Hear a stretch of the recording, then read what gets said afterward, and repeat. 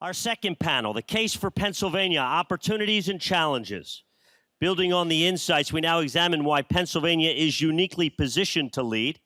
Our moderator for this panel is Toby Rice, President, Chief Executive Officer of EQT Corporation, of course, headquartered right here in Pittsburgh. And our panelists, Jake Lucerarian of Gecko Robotics, Kim Ward, first woman president pro tem of the Pennsylvania State Senate, Bruce Flatt, Chief Executive Officer of the global alternative asset manager firm Brookfield, Howard Lutnick, 41st Secretary of Commerce, and Mike Rowe, Emmy winner, host of the television show Dirty Jobs. I'm very jealous. He has the deepest voice I have ever heard. You're about to hear it. Please welcome our second panel.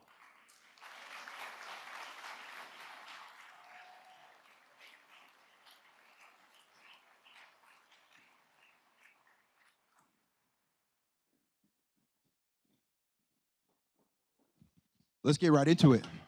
You know, it's hard to overstate the impact of this event here.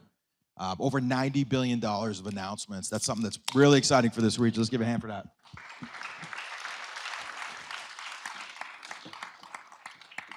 Now, I am moderating this panel. I think one of the reasons why is because when you come to Pennsylvania, we've got tremendous natural gas resources, and you don't need to worry about asking questions about whether the energy will be there. So we can focus on what these ladies and gentlemen do. These panelists here, I'm really excited about this. These announcements are really just the beginning. We're gonna need to develop the energy. We're gonna need to be able to build the energy infrastructure. We're gonna need to finance the deals. And we're gonna need to create both federal and state policies that will accelerate all of this work to happen, and we're gonna need to turn the wrenches to make it happen. These individuals on the stage will play a meaningful role in all parts of this. And one of the things I'd like to just start for us, it was what we heard in the panel earlier, was about how we're building, how important it is to build an ecosystem for this AI revolution to take place. I just love to ask a question to the group, you know, why is Pennsylvania so uniquely positioned to be a great home for that AI ecosystem? Secretary Howard, I'd like to have you please start with that. So the key that we all know to the AI revolution is power, right? Power has to drive the energy, right? These chips, which you all think are little chips, these are giant chips, right? And a new NVIDIA Blackwell is the size, the smallest you can buy is the size of a refrigerator, okay? And these suck energy like they're going out of style. So what has to happen is you've got to have the gas, right? For now, you need the natural gas or coal infrastructure in order to provide these giant AI data centers the power that they need. And it's the combination of technology, investment, and power accessibility that makes a location key and successful. And Pennsylvania, as you all know, has that power. Mike, will you please share your perspective when it comes to labor and why Pennsylvania is such a special place?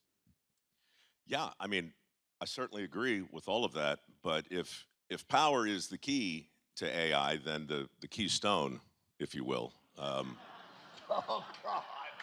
if you will, is people. It's just people. It's always people. And this is kind of an inconvenient thing I want to share with you quickly. My foundation has been at this 17 years, and I'm not an alarmist. In fact, I go out of my way to avoid that kind of hyperbole, but if I had a bell, I'd ring it now.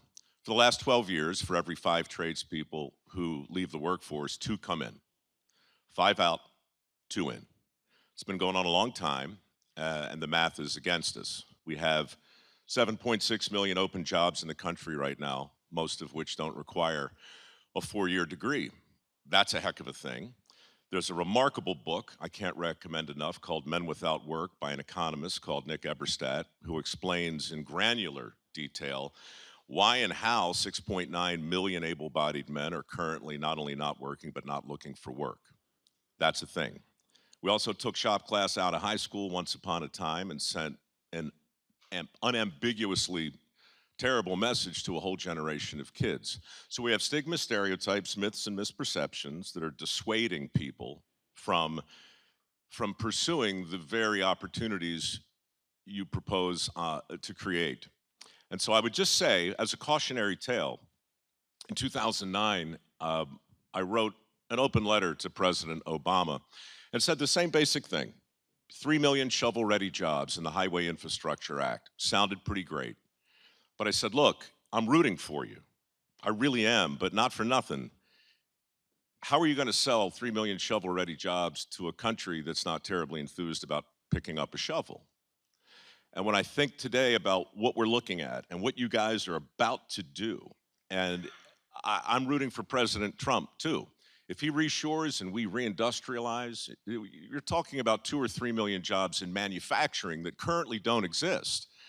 You'd probably have the numbers better than me, sir, but I think in 5 million. 5 million. Okay, well, open jobs in manufacturing right now. We've got to train them. We've got to train them. We have to train.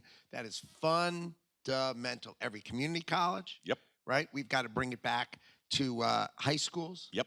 Right? They've got to train. They've got to teach. They've got to show people that a great technician's job starts at $75,000, ends at $200,000. That's right.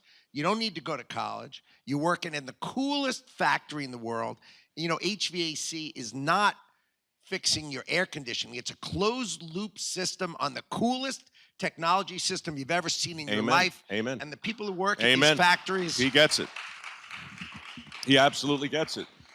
Look, it's only a matter of national security, right? And I would say, you mentioned, I read 70, then I heard 90 billion. It's going to be 100 billion by the end of the day. A lot of money. A lot of money is going to come flying into this state. What I would propose, with all humility, is that somebody somewhere carve just a little sliver out of that, a fraction of a percent, and allocate it for better storytelling. Our country needs a national resource. Pennsylvania can lead this charge where any parent, any guidance counselor, any kid who is curious enough to explore the opportunities we're talking about can go to a destination and see people who look like them and talk like them and remind them of them prospering as a result of mastering a skill that's in demand. If we just dismiss that as PR, then we're just going to keep pushing the same rock up the same hill. I'm just here to say, it doesn't take a ton, but it takes some, because a pretty good communicator's coming here this afternoon, I think, who understands the importance of getting the story right. Yeah. So that's my thing. Mike, I think, you know, you're Let him clap, Toby. Let him clap. All right. It's important. Your points on labor, I think, are really important for us to keep in mind, because what we're trying to do here is going to be an incredible opportunity, I think the greatest of my lifetime, and that's including the shale revolution that took place that transformed the trajectory of the United States. But we cannot take any part of this value chain for granted, and labor is one of those areas that we really need to lean in on and support that. And you're making a great case for it. You're even wearing a suit today. We know it's important for you. Have you ever seen him in a suit before? All my other suits are rubber, so this is a big day for me. Bruce, you know, CEO of Brookfield Asset Management, over $1 trillion assets under management. When you look at Pennsylvania, what attracts you as an investor? So look, I would I just step back and say what is going on and what was described here, but what's going on in the world and across the United States and in Pennsylvania is literally, I cannot explain it any more than just saying what's going on is a rewiring of the economy of the world over the next 15 years. And that takes trillions and trillions and trillions and tens of trillions of dollars. And it starts with power, because nothing, the robotics that need enormous amounts of chips and run, they need to have power, they need to have proper transmission lines, they need the backbone of the global economy. And we invest $50 billion a year into the United States. We just announced a deal this morning with Google to contract 2 of our hydro plants in Pennsylvania to them. What that means, and it sounds, okay, there's a contract, but what that means is they're relocating data centers, which will be utilized in the state, which will drive innovation with people. And that's what's exciting. The core resources that are here, like we had 2 hydro plants that have been sitting there forever. We're going to invest an enormous amount of money in them and sell $3 billion worth of power to Google to drive innovation in the state. And so it's really it's the backbone of what's here. And a lot of the innovation can be retooled to look to the future, but it's these future jobs of innovation that are being created. But I think the most fundamental thing that the Secretary started off with, if you do not have the backbone built, nothing can get built on top of it. And that's where we need to start and focus, and this being an innovation and energy summit is super, super important to that. And I think, something else that's special about Pennsylvania, Pittsburgh specifically, is this is an area where our leaders want this to happen here. I mean, this is why this event happened, because of the leadership from Senator McCormick. And Kim, can you talk a little bit about your leadership in the state as a state senator and the policies that we have in place that will encourage this type of massive investment and growth for this opportunity, for this region?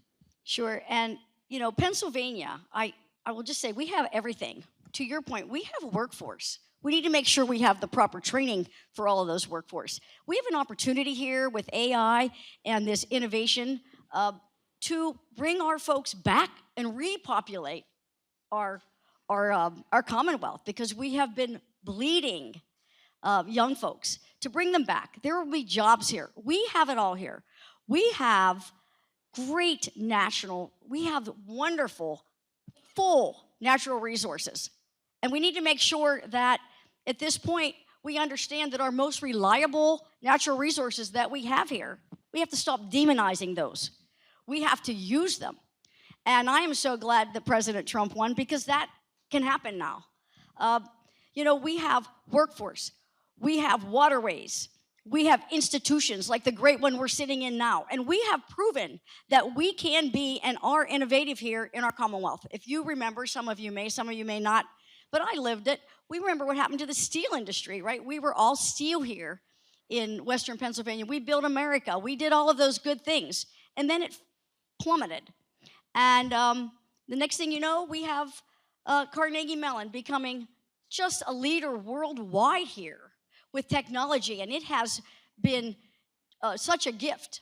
So we need to make sure we have the right job training. We need the right policies here in Pennsylvania. We're working on them. As you know, businesses need to have stability. They need to know what's happening. We did the CNIT, which they know is coming down so much a year. We went from the highest, we're going to go to one of the lowest. That's important to business to know that that's going to happen.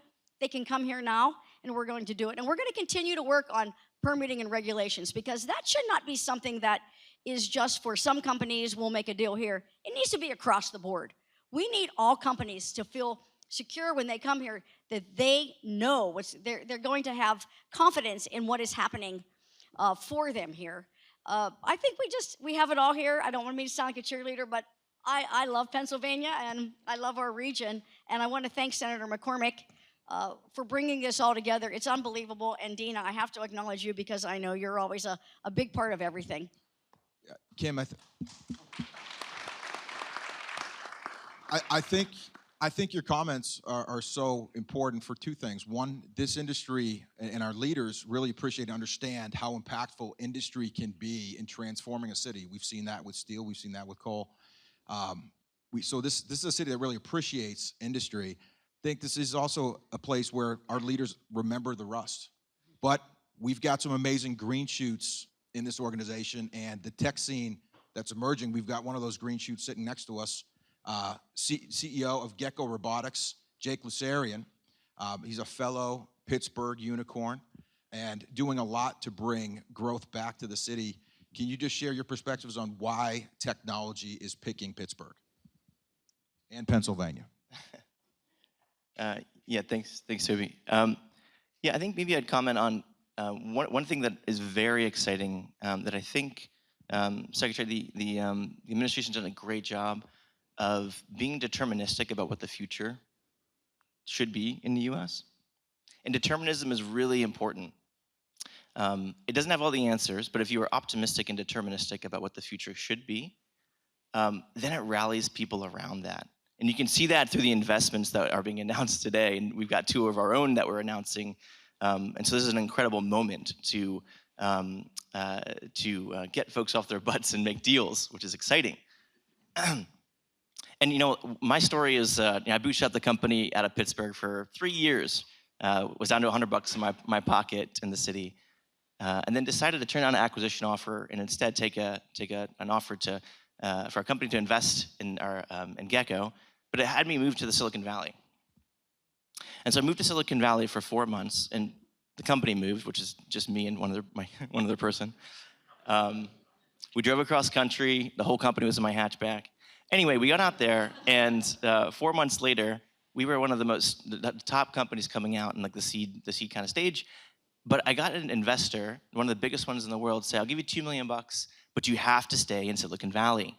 This company just will not work anywhere else. We're going to automate it, and we're going to keep it here." And I have $100 in my bank account at this point, so that's a lot of money. But I turned that investor down, and I said, "I disagree with you.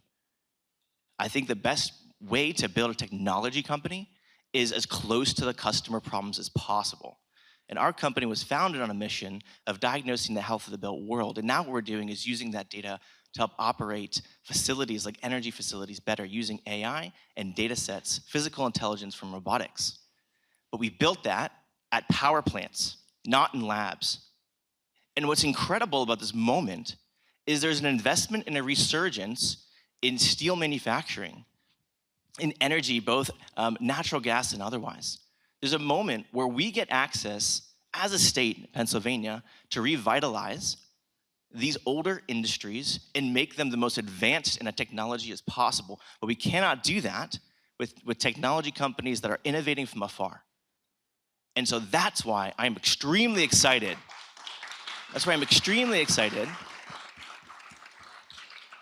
About Pittsburgh and Pennsylvania.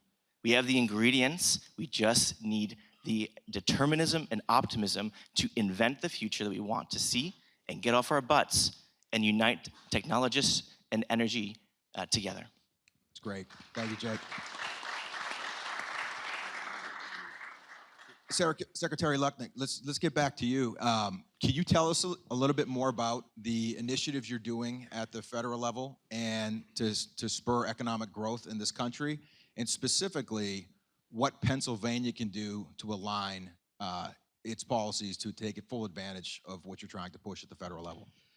Well, the first thing was U.S. Steel. So Nippon Steel wanted to invest in Pennsylvania and in the Mon Valley. But the problem was, how do you thread that needle where you have another country that historically has been a low-priced, what we call in government, dumper of cheap steel into America, right? And so how do you thread that? And what we did is we created something called a golden share that allowed Nippon to invest $14 billion building, rebuilding our blast furnaces, rebuilding and investing in Pittsburgh and in the Mon Valley, but doing so with leadership and oversight that they can't move the plants, they can't idle the plants, they have to actually deliver the economics or they actually lose control of their own company if they don't do what they said. So if you think of what the golden share is, it's really, will you do what you said you're going to do? And so that allowed, a huge investment in U.S. Steel to be right here, right in Pittsburgh, and revitalize the steel making. And generally then the president put a tariff. And so let's take a minute on tariffs, on steel, and then what tariffs mean generally. We have been at a competitive disadvantage for 80 years. For 80 years, we let other countries put tariffs on us, and we did not put tariffs on them. And our labor, as you know, tends to be more expensive than global labor. So we have an expensive comparative labor market, and an asymmetric tariff regime that makes us non-competitive. And what happens? Our entire industrial base moves away in the classic Adam Smith thing. If the invisible hand of Adam Smith is on your back, pushing you out of America, lo and behold, take decade after decade after decade, there's none left. So what President Trump is doing is he is righting that. He is fixing that ship right now, and he's doing it his way, which is the powerful way to say that asymmetry is going to reverse. We are going to have the lowest tariffs that we sell outward and higher tariffs that you're going to pay to come in, right? And that is going to level the playing field. We're still going to have comparatively expensive labor, but at least the government is going to level the playing field. It's going to stop like dumpers coming in. It puts tariffs on steel and aluminum and copper, and you're going to see it on lumber, and you're going to see it in all sorts of products. But the idea is to level the playing field. And if you level the playing field for America, Americans always win. And that is what's going to happen. Secretary Lutnick, I got to thank the president, and I just want to thank you for your involvement with Nippon and U.S. Steel and making sure that happened, because it means everything to us out here. We've saved tons of jobs, and we're going to be the center of the world again. Thank you. You know, when people talk about the administration and you ask about the impact you all are making, some people, you know, I always expect them to say, well, it's this policy or this executive order, but the most impactful thing I think that's happening right now is you guys are changing the culture and getting back to a culture of winning in this country. So thank you for that. Mike, you're also trying to drive culture to make a big change. All the lessons you learned in Dirty Jobs and your countless time thinking, obsessing about labor, what do you think are some of the key elements to really drive the culture change to get back to blue-collar work? Yeah, I'd like to riff on what Howard said. The invisible hand vis-a-vis Smith is certainly interesting, but there are a lot of invisible hands at work in our country now that shape perception. And I mentioned in passing the decision to take shop class out of high school. I think when we look back, it'd be hard to find a more harebrained decision in the history of modern education than to do that. We have sent such a clear, unintended, invisible hand type message to a whole generation of kids.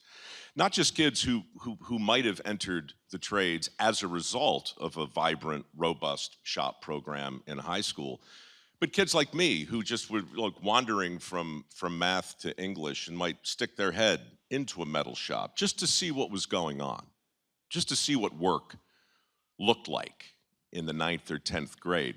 That was important. And you mentioned Dirty Jobs. I appreciate it. That show's been on the air every day for 22 years. 22 years. It's just a long and smelly odyssey from sea to shining sea and feces from every species and misadventures and animal husbandry, and it was so much fun. But it wasn't until recently that I looked back at that and realized, in a way, that's what shop class was. At a glance, it gave people a chance to see what work looked like. I would suggest that a big theme that could come out of this conference is that Pennsylvania can show the country what work looks like, because the jobs that you propose to create, these are going to resonate with a part of our population who feels invisible, right? We've been telling kids for 15 years to code. Learn to code, we said. Yeah, well, AI is coming for the coders. They're not coming for the welders. They're not coming for the plumbers. They're not coming for the steam fitters or the pipe fitters or the HVAC. They're not coming for the electricians. You know, that Ideas Festival I was telling you about in Aspen, I sat there and listened to Larry Fink say, we need 500,000 electricians in the next couple of years. Not hyperbole. This is me being the alarmist again. There's not a week that goes by in my humble little foundation, it's called MicroWorks, shameless plug, we award work ethic scholarships every year, right, to kids who want to learn a skill that's in demand. These are trade school scholarships. Not a week goes by where I don't get a phone call from somebody like the Blue Forge Alliance, who oversees our maritime industrial base. That's 15,000 individual companies who are collectively charged with building and delivering 3 nuclear-powered subs to the Navy every year for 10 years, right? 2 Virginia, 1 Columbia class. Mind-bogglingly complicated. This guy calls and says, we're having a hell of a time finding tradespeople. Can you help? I said, I don't know, man. It's pretty skinny out there. How many do you need? He says 140,000. 140,000. Now, granted, over 7 years, but they need 80, 90,000 right now. These are our submarines, folks, right? Things go hypersonic, little sideways with China, Taiwan, whatever. Our aircraft carriers are no longer the point of the spear. They're vulnerable. Our submarines matter. And these guys have a pinch point because they can't find welders and electricians to get them built. Where are they? They said. We've looked everywhere. Do you know? I said, yeah, I know where they are. They're in the 8th grade, man. They're in the 8th grade. And the same thing, the automotive industry needs 80,000 collision repair and technicians. Energy, I don't even know what the number is. I hear 300, I hear 500,000 everywhere. So, not to filibuster, but that's the underlying thing that I just really hope people take from this conference. There is a clear and present freakout going on right now. I've heard from 6 governors in the last 6 months. I've heard from the heads of major companies in the country. It's like a memo has gone out. And people are realizing, you know something? We need to tend to this, both on the PR side and on the demographic. I don't know what to do about the retiring demography. I don't know what to do about 7 million able-bodied men choosing not to work. But I do know that the message to the young men and women in this state that a bright future awaits if they would but learn a skill that's in demand, that's going to resonate politically, that's going to resonate practically, it's going to move the needle. Final thought, because I realize I do sound like Debbie Downer, but here's some good news. My foundation last month concluded its enrollment period for our new round of work ethic scholarships. My administrator just told me that we have 10 times the applicants this year than we did a year ago this time. This is not, I'm not doing anything different. Something's happened in our country, something's happening in this state. It's a big, big deal.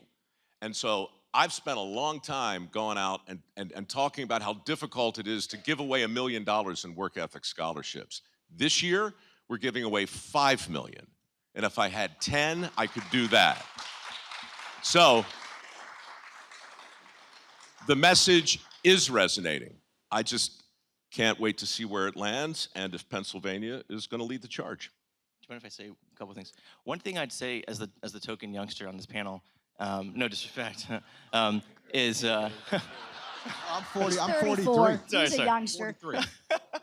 43, that's not bad. I mean, the data clearly is showing that like folks, younger than me and my age, they're way more interested in being influencers than they are being welders. And I think it's really encouraging to hear the stats.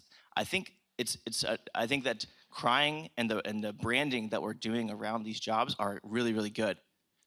However, it is a massive thing to overcome, as you all know.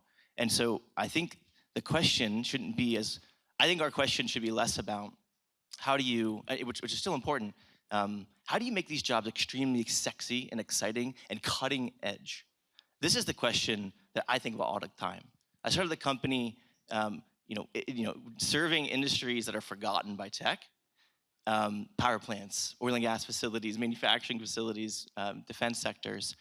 But imagine a world where at US Steel or at Exxon or these sorts of energy companies, there are humans, youngsters, using robotics, smart sensors, and then prompting an LLM on their phone with physical intelligence data and a really great model about what sorts of action should I take with this leaky, with an asset or a valve or a pump that isn't working well, or how do I optimize the way that my unit is working, or my flare line, how it's operating. I think this is the unlock. If you want folks to run towards these sectors and take on these jobs, we have to be, technologists, I'm talking to myself here and others that are here, we have to be pragmatic in the impact that we can provide to these sectors if we want to try and solve these problems that we're describing. So we have to make these sectors sexy by making them cool and innovative and cutting edge. It wasn't too long ago where you just couldn't use your phone at some of these facilities.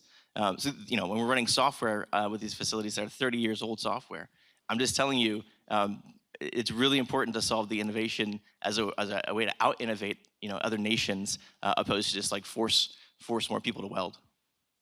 Jake, I think you said something there. It was there's industries that people forget about. I think one of those is there's industries that investors really haven't spent too much time thinking about. That's nuclear. Bruce, a lot of people don't know, Brookstone owns Westinghouse. Can you talk a little bit about that investment, your thoughts on nuclear and how it can play a role in AI, and also spend a minute and let people know about the amazing announcement that you guys just made this morning?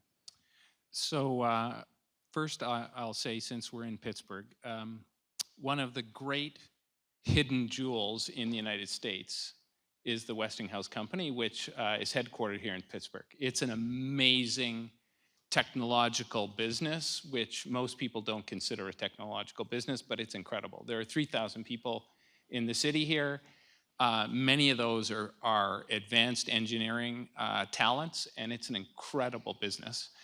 We got involved 8 years ago when people had forgotten about nuclear energy, and we are, fast forward 8 years, we're in a renaissance that is going to have 25 to 50 years to play out. And our AP1000 technology, we finished off 2 plants in the United States, but the future is extremely bright. And the way I would put it is, to build out energy in America, we must enable nuclear technology, because all the things that were stated before and how much power we need, if you build renewables, if you build gas, if you build coal, you will not build enough if you don't use nuclear energy. And therefore, we're just at the early stages of this, and the only Western company that builds nuclear plants is headquartered here in Pennsylvania. So there you are. And what this means is that up here earlier was talking about data centers, and we build a lot of data centers, and they're getting 100 megawatts, 200 megawatts, 500 megawatts, 1,000 megawatts. What we're now having discussions with technology companies is building actual nuclear plants to be sole sourced into data centers. And that will solve a big part of the grid situation. And it's the only answer for the energy situation across the world, both in America, and it's not only is it going to be in Pennsylvania, not only is it going to be for the United States, but this is an enormous export business, because this is one of the only technologies in the world, and in particular in the Western world. And as an investor, when you're investing in energy infrastructure, how are you thinking about the different attributes of energy and how important it is to have a diverse mix of affordability, reliability, and the carbon footprint associated with it? Look, our story, or our tagline is, we build the backbone of the global economy. And therefore, like, we're just in the midst of buying Colonial Pipelines. We bring all the gas from the south, gas, butane, oil, methane, all up the East Coast. So we deliver all the everything up the East Coast of the United States. We're just investing $10 billion. We'll invest $2 billion a year into that pipeline system. But we're building all types of energy, and what we used to build is 2,000 megawatts a year. Today we're building 10,000 megawatts a year. This build out, it's not the discussion isn't do you want renewables, do you want gas, do you want coal? Really, the discussion today with most companies is, can you get us power, and when can you get us power, and how do we get it delivered? And even if you have power, everybody's worried about dedicating it to data centers because we can't have blackouts. Like the number one thing, and we've been having discussions with countries who are having blackouts and solving their blackout situations, because the number one thing that will slow down this build out of energy is if we start blacking out people's power. We need to ensure we don't do that, and that's why baseload nuclear is super, super important. Yeah, nothing stops business like the lights going out. And unfortunately, we've been probably one of the most dangerous periods of time from an industry perspective. We've gotten through 8 years of not getting energy infrastructure. Pipelines have been blocked, canceled, or opposed. And it's not just impacts the pipelines, it's impacts all energy infrastructure. I think one of the great wake-up calls from this AI revolution that's taking place is we need to start looking at the energy ecosystem. And the power needs for AI are tremendous, but when you step back and look at the world and realize that 6 billion people are living, basically without any energy, 3 billion people are living without enough access that would be equivalent to running a fridge.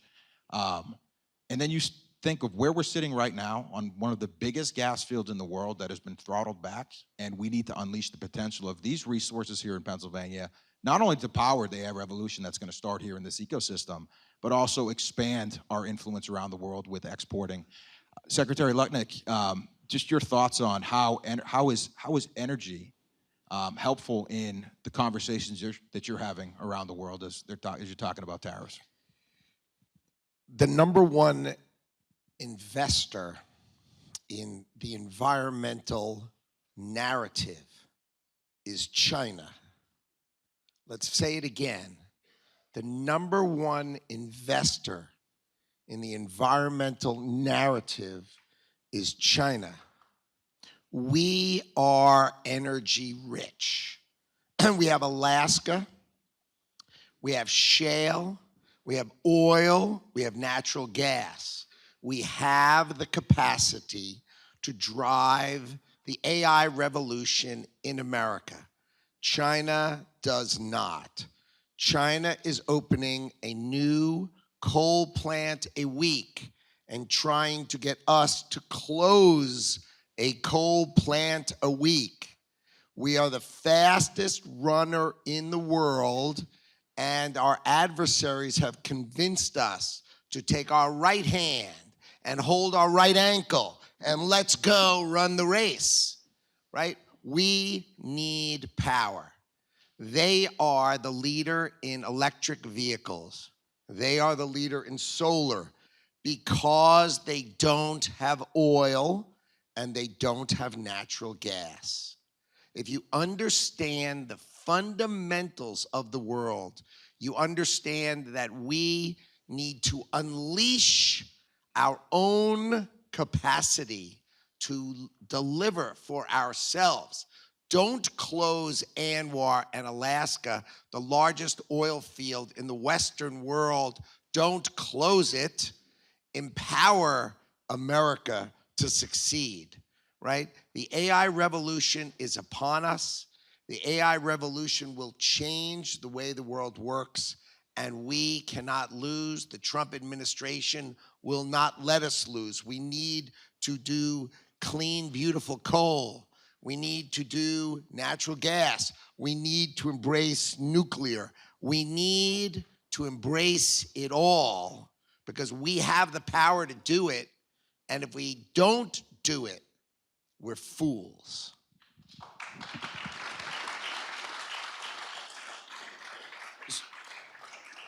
So in our closing few minutes here, I have one final question for all of you. Today really is remarkable, but it really is a first step. What do you think the next step we should take in Pennsylvania to realize these great opportunities? Jake. I think one of the most, I've said this publicly as well, one of the most important things that the government has done for the state of Pennsylvania has been the Nippon U.S. Steel partnership. Thank you. Now, why I say that is it revitalizes an industry that's so important. I mean, metal is used for everything, whether you're building power or you're building oil and gas or you're building whatever you're building. And so that's really important. The second thing it does is it creates the opportunity to rethink, what if we used AI and robotics first principles when thinking about how to reinvent how we make steel and combine the incredible technology and IP from making steel, both US Steel and Nippon, and thinking about how we do that unfairly to everyone else.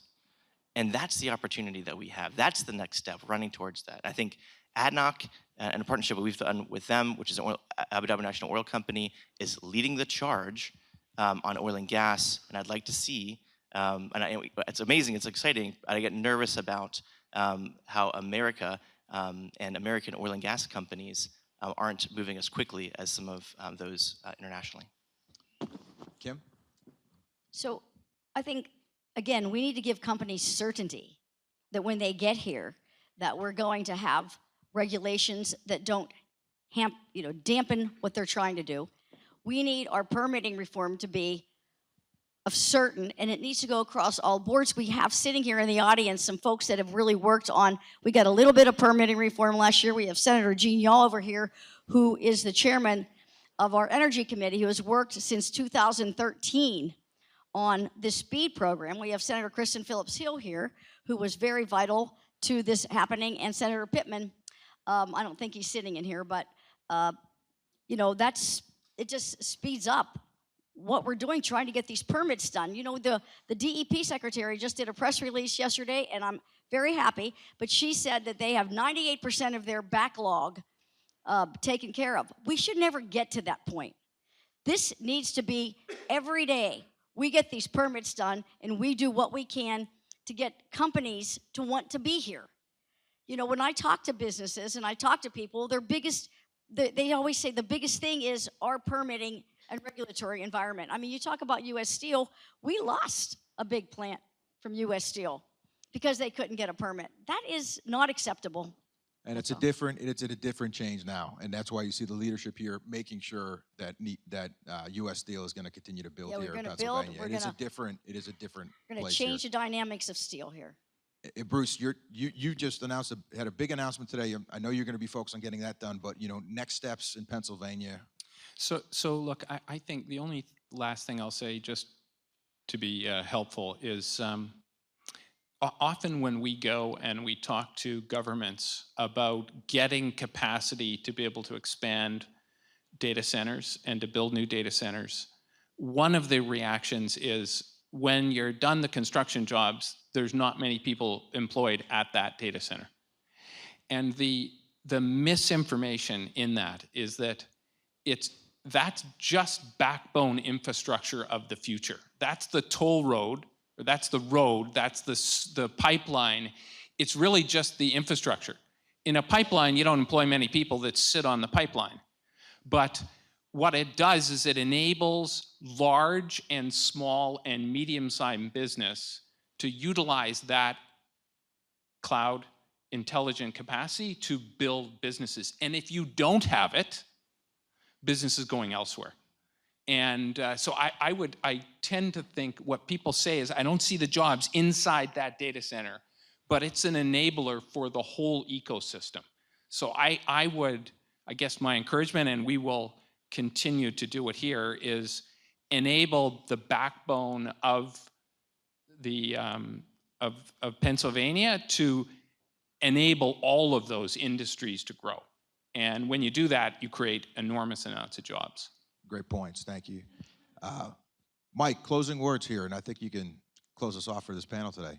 Really? Yes, You're going to let me land the plane? That may be a good way, yeah. Well, as a single issue guy, I will just reiterate that the country needs a manufacturing renaissance, and it's imperative that we reinvigorate the trades. Pennsylvania could lead that charge. Rather than offer advice, let me just tell you what happened in South Dakota with my foundation, very briefly. It might be instructive. About 10 years ago, a wealthy philanthropist who ran First Premier Bank, a guy called Denny Sanford, became very upset with the skills gap in South Dakota. He pledged $25 million to set up a scholarship fund to help train kids for these jobs, if the governor matched it. The governor back then was a guy called Martin DeGard, and he knew Denny and he liked the deal, so he threw in $25 million. Now we have $50 million in a pile for scholarships in this state. The governor said, I'll do this, but I want a commitment from the local businesses, Muth Electric, for instance, and 3 or 4 big infrastructure plays. I want you guys to guarantee our graduates a job. The local businesses said, okay, we'll do that, and we'll replenish the fund if the applicants agree to stay in South Dakota for 3 years working in their chosen field. So every box gets checked, 50 million appears, they make an announcement, and South Dakota kind of shrugged. That's 50 million for trade schools, whatever. This is my point. It's not enough to create the opportunity, and it's not enough to write a big check. Now, they reached out to my little foundation, and I suggested they send the jet, and I flew around with the philanthropist and the governor, and we did a whistle-stop tour, and we went to these places of work, and we went to the trade schools, and we treated these kids who had signed up for these scholarships like rock stars. And we blew it all across the media. 6 months ago, I went back. Kristi Noem was the governor at the time, and to say this thing was a success story is to truly bury the lead. All the money had been dispersed and replenished. Hundreds of kids were now working in the fields, and there are 4 tech schools, 4 in South Dakota. Every single one of them is maxed out. They're expanding the technical schools. This is a virtuous cycle. It worked in South Dakota, it can work in Texas, and it can sure as heck work in the Keystone State. If that's of interest, to the extent I'm able, I'm at your disposal to help it. Thank you, Mike. And thank you all of our great panelists for joining us today. And again, big shout out and thank you to Senator McCormick for his leadership in putting this event together. Thank you, everybody.